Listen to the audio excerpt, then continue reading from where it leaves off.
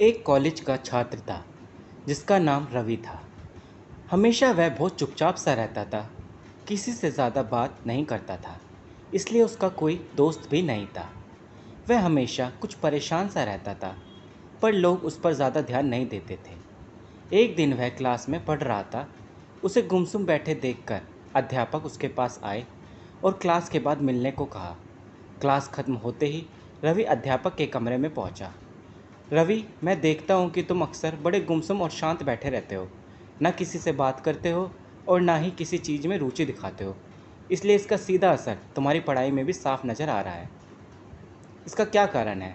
अध्यापक ने पूछा। रवि बोला, मेरा भूतकाल का जीवन बहुत ही खराब रहा है। मेरी ज़िंदगी में कुछ बड़ी ही दुखदाई घटनाएं हुई हैं। मैं उन्हीं के बारे में सोचकर परेशान रहता हूँ और किसी भी चीज़ में ध्यान केंद्रित नहीं कर पाता हूँ। अध्यापक ने ध्यान से रवि की बातें सुनी और मन ही मन उसे फिर से सही रास्ते पर लाने का विचार करके रविवार को उसे अपने घर पर बुलाया। रवि नियत समय पर अध्यापक के घर पहुंच गया। रवि, क्या तुम नींबू शरबत पीना पसंद करोगे? अध्यापक ने पूछा। जी सर, रवि ने झिझकते हुए कहा। अध्यापक ने नींबू शरबत बनाते वक्त जानबूझकर नमक अधिक डाल दिया और चीनी की मात्रा कम ही रखी। शरबत का एक घूंट पीते ही रवि ने अजीब सा मुंह बना लिया। अध्यापक ने पूछा, क्या हुआ, तुम्हें ये पसंद नहीं आया क्या? जी, वो इसमें नमक थोड़ा अधिक पड़ गया है।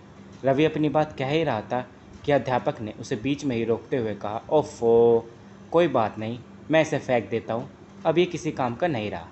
ऐसा कहकर अध्यापक गिलास उठा ही रहे थे कि रवि ने उन्हें रोकते हुए कहा, नमक थोड़ा सा अधिक हो गया है, तो क्या, हम इसमें थोड़ी और चीनी मिला देते हैं, ये बिल्कुल ठीक हो जाएगा। बिल्कुल ठीक रवि, यही तो मैं तुमसे सुनना चाहता था। अब इस स्थिति की तुम अपनी ज़िंदगी से तुलना करो। शरबत में नमक का ज़्यादा होना ज़िंदगी में हमारे साथ हुए बुरे अनुभव की तरह है। और अब इस बात को समझो, शरबत का स्वाद ठीक करने के लिए हम उसमें से नमक नहीं निकाल सकते।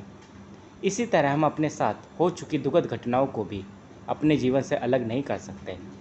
पर जिस तरह हम चीनी डालकर शरबत का स्वाद ठीक कर सकते हैं, उसी तरह पुरानी कड़वाहट और दुखों को मिटाने के लिए ज़िंदगी में भी अच्छे अनुभवों की मिठास घोलनी पड़ती है।